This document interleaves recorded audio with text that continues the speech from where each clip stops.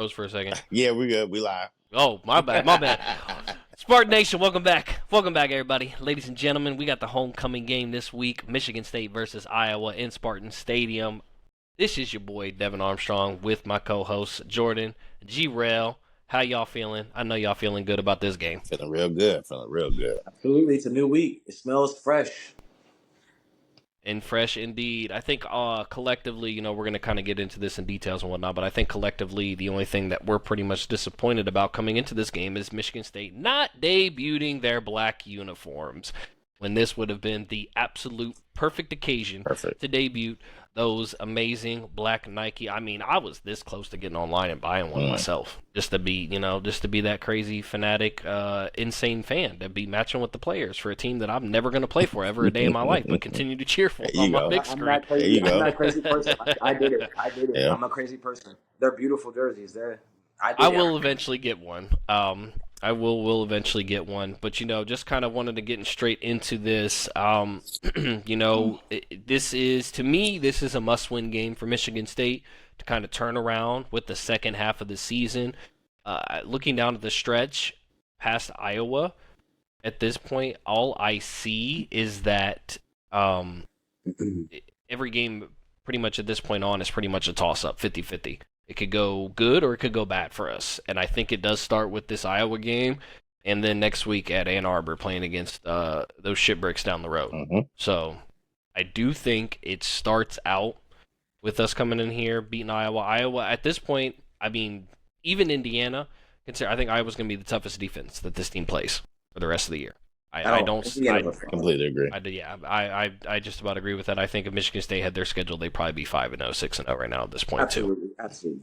So they this is definitely going to be the toughest defense that Childs and the offense have to face for the rest of the year. And as I was stating on the last episode that we had as well, this is going to essentially be a battle between Michigan State's offense and Iowa's defense. Whoever wins that battle between those two is going to be the victor. Not saying that our defense and that their offense are going to be completely null and void this game, but we definitely know that's the weaker matchup when it comes to this game. The strong points is going to be our offense versus their defense. Can our offense do enough to beat their defense? And if we can, we will win this game. Completely agree. That's essentially that's how I feel about it. Rel, start with you. Yeah, I can put your overall initial thoughts on this. That is the game. It's Iowa's run game versus Michigan State's run defense. If we can make Iowa one-dimensional, make Cade McNamara beat you, we have a better shot at beating Iowa this game coming up. And as far as Michigan State offensively, if we can establish the run, their defense is going to be very stout. So I think we're going to have to come up with some trick plays, something to generate some type of, offense and just not turn the ball over. I think we can move the ball down the field, but I just don't want us to turn the ball over on crucial situations, the red zone, turnovers. Let's eliminate those. I mean, and the best thing I believe that happened is the bye week. Got players healthy enough that had nagging injuries. Let the offensive line gel a little bit more. Just get a better game plan because it was basically 2 weeks of Iowa. So if Michigan State cannot move the ball, we have a more concern about the coaching staff than we do about the players. This is a coaching staff game. You said it's a must-win. I agree with you on that one too. This is a coaching staff must-win game. Definitely a coaching staff must-win game. Some people are even saying this is kind of a trap game for Iowa after coming off a huge win against Washington. We've had 2 weeks to prepare. I do know Jonathan Smith has had the team in the film room, and they pretty much watched every single play of all the previous 6 games at this point to digest, what we've done good, what we've done bad, and then also, obviously watching the film on Iowa to figure out. Jordan, what you thinking over there? I mean, I essentially agree with you guys. I think the good news is we're at 0-0 right now. Yep. The year is fresh. And essentially, I agree with both of everything you guys said. I think it's a great opportunity to see our offense against their defense, solidify our run game, our run defense against their running game. I think the benefit of what we have right now is that we saw our defense play well in the first half against really deep, good teams. All this year I was really hard on our team and always said everybody was deeper, everybody was deeper. Now we're at the point now where I think our defense could really kind of have an opportunity now to play a fair game to where it's like we can match up well. Mhm.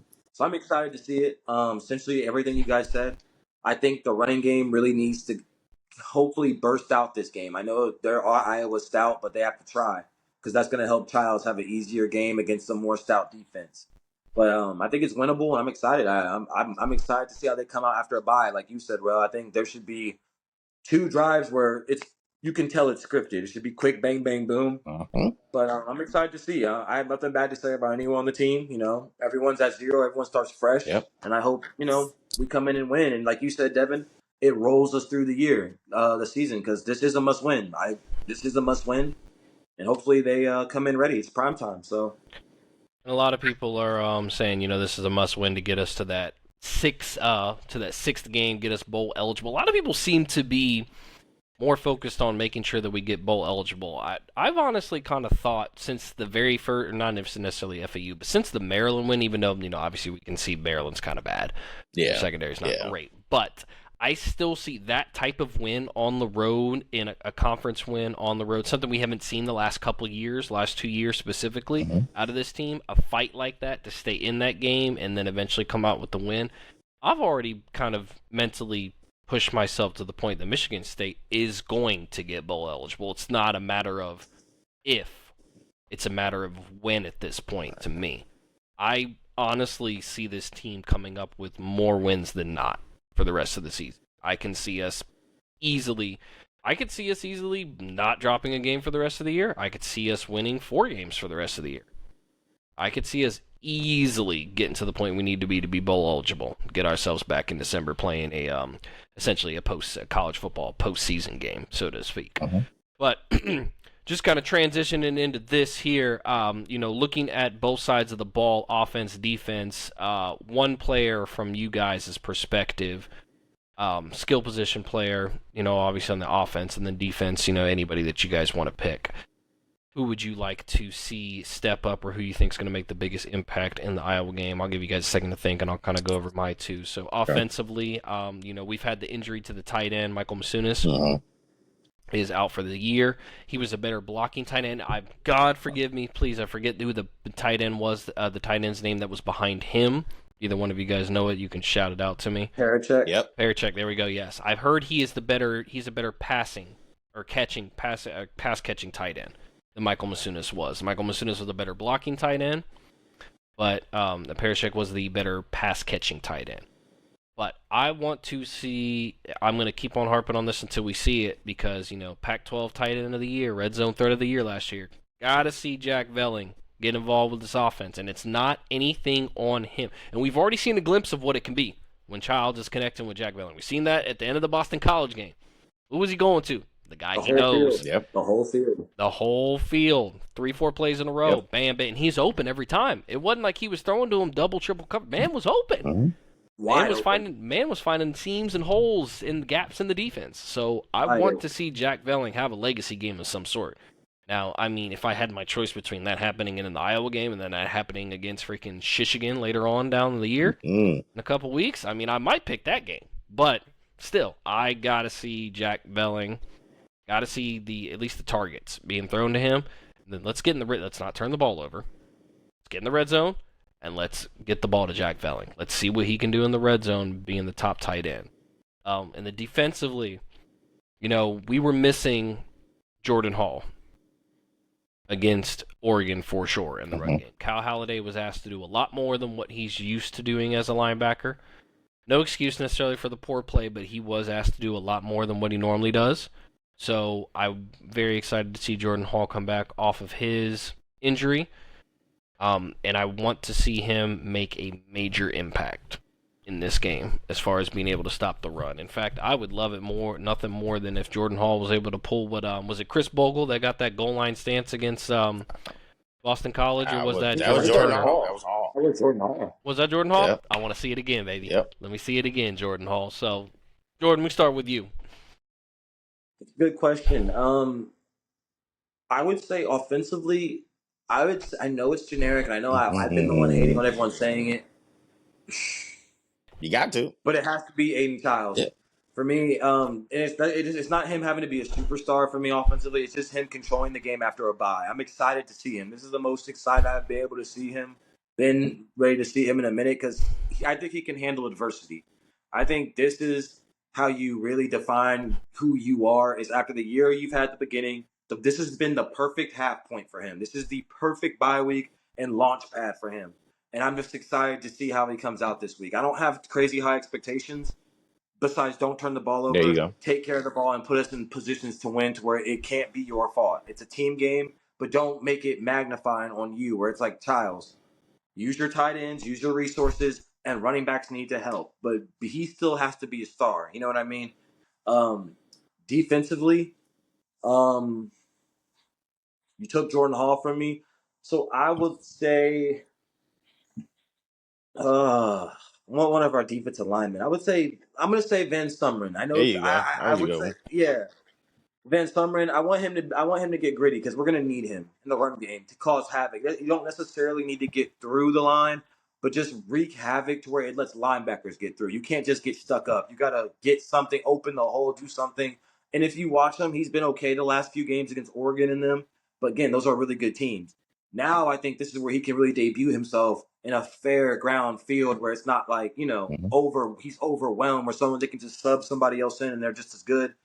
I think he's going to have a chance to really wreak some havoc and maybe get some backfield stops, help defensive ends get through. So I'm going Van Sumeren or Sumeren, Yep. and then I want to go Aiden Childs to control the game. Not to be a superstar, but to control the game. I agree with you on that one. I love those two picks by you, Jordan, for sure. And I'll help you out because I would have picked the same exact two if I would have went for sure. But now you helped me out. It's a way more easier for me to pick these two. Now for offensively, the player, or I might have to go with two players, same position group as K. Ron Lynch Adams and Nate Carter. They have to help Childs out on the offense. They have to. Yeah. I mean, I don't know if they're going to dominate like how, how Iowa relies on their run to really, help them win games with their superstar running back that they have. Ours is a duo. Now, this duo, in my opinion, should get at least 100 and 150 yards and a touchdown or two in order for us to really establish a game so that it can help Aiden Childs out with the play action pass, which will also help with Jack Velling and anything else that he wants to throw. This running game is the most important thing for us to have success down the field. Defensively, you say Van Sumeren, thank goodness. I say Kyle Halladay. For the simple fact that I want to see the old Kyle Halladay as far as run stopping Kyle Halladay. That's what this defense is going to need. A middle linebacker who is not going to be afraid to beat somebody at the line of scrimmage. And if you can disrupt that run is they're going to run it down our throats. You don't have to worry about that. There ain't going to be no trick plays. It's coming straight at you. HB9. It's going to be, yep. Spam that. Spam that X. Power O. That man, the running back Every gonna be 10 time. yards behind the line of scrimmage. You going to know it's coming your way. It's like, damn. But you're going to have to be a man about it. And that's what I'm That's saying. 11 on 11 football. It's going to be big dog football. And I think it fits well with what Kyle Holladay's strength is. His weakness is pass coverage. His strength is run stuffing. Now, I know, and that's what I'm saying. This is why this is a very good game for this defense. This defense can stop the run. If this defense can show out and stop the run and do what it's been doing, we know what they're capable of. All they got to do is be consistent. And this game is for consistency.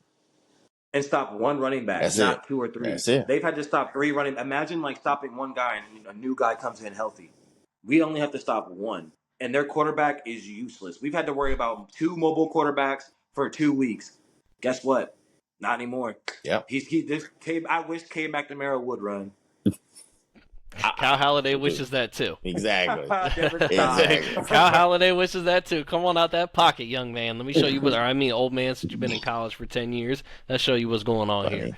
But yeah, I mean, yeah, to kind of piggyback off your pick there, Rel, Cal Halliday typically has had his legacy games against Iowa so far. So single-handedly almost won us the game last year against Iowa. So You're absolutely right. can't imagine that he comes in here and does anything different, especially being at home. There you He's going go. to look for that revenge last year Mm-hmm. to kind of pick up on that slack and keep that rolling. But kind of transition into this, I did want to give a shout out because I'm not sure if we did talk about it on the last podcast or not. I did want to give a shout out to the hockey team for being able to topple Boston College, second-ranked hockey team in the nation last week in the second game. I know they dropped the first game 3-0, but then they came back on Saturday and beat Boston College 4-3, I believe it was, if I'm remembering correctly now.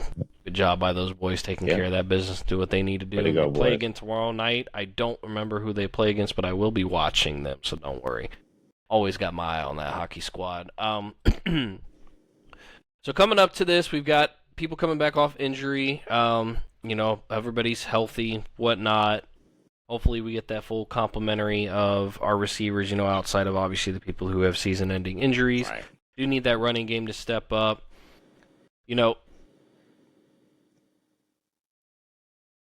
Would you guys like us to see, I was trying to figure out how to phrase this question. Would you like us to beat the brakes off of Iowa, or do you want to see us win in a Maryland-style game? What makes you the most comfortable going forward for the rest of the season? Wow. Which win? If we can beat the brakes off Iowa, I would like to beat the brakes off This is them. a new team if that's the case. Yeah, I would love to beat the brakes off of Iowa, and I think they could get themselves if they. I am the most optimistic about this game than anyone on our schedule because I think we can tell. Look at that big old smile. If they can just stop the run, bro, I just think this team is so one-dimensional. Like, I get Ohio State, they struggle with the Buckeyes, whatever, or the Buckeyes struggle with Iowa, but, like, this team is just so – I think this is a peanut butter jelly game. So easy, and it plays into our defense's hands. So I'm excited to see how they do when it's fair. I think it's been so unfair to our defense the last few weeks, not just because of Childs, because of the competition. We played 2 NFL teams damn near, or at least developmental NFL teams. That's at least the CFL, the Arizona Diamondbacks CFL team. We at least played a CFL team for 2 weeks. Like, now it's fair. So I'm just excited to see an even playing field after a bye week.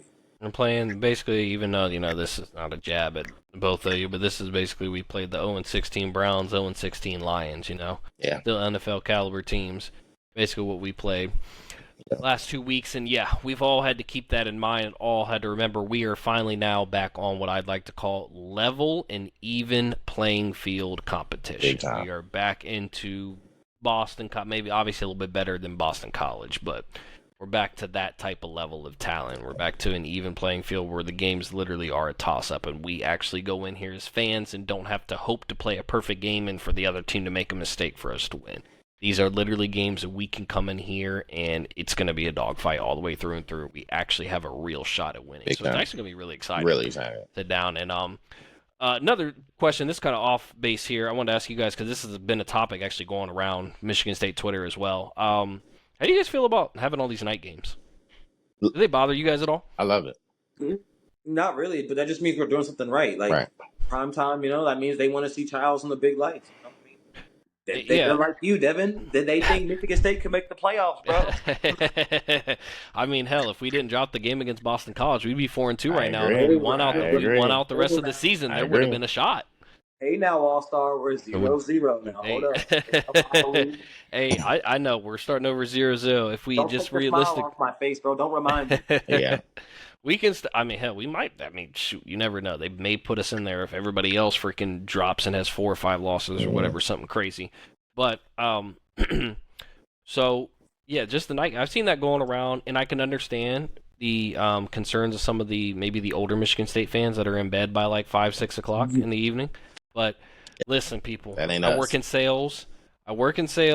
I work most Saturday mornings, and then if Michigan State plays later in the day, that allows me more time to make more money to build my family's wealth and finances even more. So if I get to do that and have a wonderful day all the way up until a nighttime kickoff, I'm good with that. Amen. I'm good with that. Amen. I'm good with that. What I don't like, though, is these fucking Friday and 8, 9 o'clock start games. That's what I don't like. I don't mind the first the first game of the year being on Friday, 7 o'clock, whatever. That's become like a Michigan State tradition over the last 4 or 5 years now. I'm okay with that, or probably even longer than that, but I'll probably say 6 or 7 at this point. I think one of the very first ones I can remember was when they played Friday night against, was it Utah State? Brian Lewerke's senior year? I think so, yeah. Well, we almost lost Jordan Love. Or junior year, whatever it was. Yeah. Yeah, I can remember that being one of the very first Friday night games that I remember watching and whatnot. So, but either way, I'm good with it.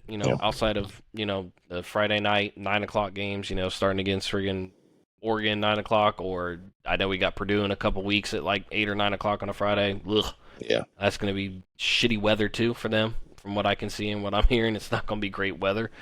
But yeah, other than that, I'm good with the night games. They don't bother me. Right, I would like to see a noon game here and there, but I do like I do like the fact that I get to wait till the end of the day before I find out if my Saturday is gonna be ruined. Right. It's all about It's all about exposure too. These night games are exposure for anybody in any other high school seniors or juniors that may not know about Michigan State or Michigan State playing style. They can either tune in at night with a primetime game against fairly good competition and see what Michigan State is all about. The best competition they play for the rest of the season. season. We have a lot of visits too. Good yes, call. We do. Well, we got a lot of visits this weekend too. So this is a big game. That's why I'm saying it's the most winnable. It's on NBC. It's on the Peacock, but it's on coaches. NBC. We have one of these games where a lot of our recruits come to. It's usually the Michigan game that all of our crews come down and see, especially if it's at home. Since this is the homecoming game and they really want to show out, you can show out during the day, and that's what it really comes down to. They want to wow all these recruits during the day, not have to play until later tonight. Then everybody's, full. They done ate, and they done checked out facilities, done everything they needed to do. Now it's a night game, and you already know how hyped Michigan State is. If you ever been there, then the atmosphere is insane itself. Being there on game days, just shit ton of people out here. You know what I'm saying? And it's just it's contagious. Absolutely, and just kind of taking a look at this too with the Big Ten schedule for this weekend coming up, and just games I'd say night, especially for the night games overall. The Big Ten schedule this weekend coming up here. The best game I'd say you have on the schedule outside of this Michigan State Iowa game late at night is probably Michigan Illinois. That's at 3:30. But other than that, I mean, you've got this. I believe Ohio State's on a bye. Week. But Iowa and Michigan State is probably like the best game that you're gonna get at night. And then taking a look here at everybody else, this is probably gonna be one of the better games that happens in prime time. Yeah, I mean, I'm not seeing. What the Kansas State, West Virginia, maybe. I guess. Well, I take that back. I apologize, SEC Nation. Even though I despise y'all. Georgia and Texas is at 7:30. Ooh. But as far as the Big Ten goes, this is probably going to be the best Big Ten game for the week, without a doubt. This is going to more than likely be the best Big Ten game. So, great opportunity for them to be able to get things together. And I got two questions for y'all. Oh, I bet you do. Go ahead. One is, on this game, I don't know what the point spread is, but would you do point spread or would you do money line Michigan State if you had to put money down? Point spread is 5.5, I do believe. That ain't bad. Yeah, 5.5, and then the over/under is 39.5. I think it's got to be under. If we're supposed to win, we got to do under. I'm looking at a 20-17 victory for us, so yeah, 37. I'm thinking it's probably going to be. I like that score. It's probably going to be. I'll take it. I like that score. Tickets as low as $42. What? I don't know. I just pulled that up and seen that on ESPN. Hey. I'm gonna check out the Game Time app. Shout out to Locked On Spartans for that. Give me $20 off my first purchase. Oh, I don't know. I might sneak to this. Yeah, I don't know. We'll see. I feel you. The second question is: Would y'all rather have a blowout win versus Iowa and then you lose to Michigan, or would you rather take an L now to really beat Michigan? which means I would more. always sacrifice myself to lose to beat me. Sacrifice That's myself. sacrifice everything to beat Michigan. What, girl? I mean, ask a Buckeye the same question. What they gonna tell you? Ooh. You were trying to test our loyalty, weren't you? You were trying to test our Yeah, loyalty. Yeah, Buckeye, because same. we were hype. We're hype about this game. This game means a lot to us. Because we lost this game last year. We shouldn't have lost this game last year. That's the problem. This game should have been won by us last year, even though we had a debacle of a season. Dropped the interception. Yes. He got the fumble return for a touchdown, though. Yeah, so he traded it off. But it was Cooper Deshawn, man. That's all that was. Really Noah Special Kim's teams. fault, to be honest. Noah Kim just 3 interceptions. That was the worst performance I've ever seen in my life. No offense, Noah Kim, if you're not listening to this, but if you ever stumble upon it, You're not listening to this, but if you ever do come across this, my bad, big Oh, dog. my goodness. My bad, big dog. if someone plays this to you, learn, hey, Noah Kim. Oh my Damn, goodness. my bad, big dog. Right. Bad. No, bro, you didn't play good. We're not gonna sit here and sugarcoat it. I mean, Not at all. it is what it is. You know, You had cool gear. you're on to bigger, better things. Yeah. You know, we appreciate you coming in and doing what you're doing. You're on to bigger, better things right now, bro. Yep. Yes, Jordan, bigger, better things. Yes, Jordan, bigger, better things. Oh my goodness. But you guys have any final thoughts on this Iowa game coming up, or are you just ready to see us shit on the Hawkeyes? Yeah, let's go. Let's go. Let's win. I'm just ready for Let's get the job ready done. for that No defense, bad man. vibes. All grit. It's Man. homecoming. No bad vibes. Look, man, you guys took the stage, not me. You said it's homecoming, Rail. You said there's recruits coming, and Yeah. Devin, we already know you're walking on sunshine, bro. It's 0-0, 3-3, winnable game. Let's do it. Yeah. I got I'm White ready. Hennessy lined up for that night. I'll be taking at least 2-3 shots for that game start. I'm Now, ready to go. Now, if we lose, we might have to call someone for Devin now. Hold up. No, don't call nobody. Kept Devin to be good. We're gonna win this one. We're gonna win this one. Because we're not going to lose. We winning. Let's go. That's it. Yes, we are indeed. But I want to go ahead and thank everybody for tuning in to another episode of the Spartans.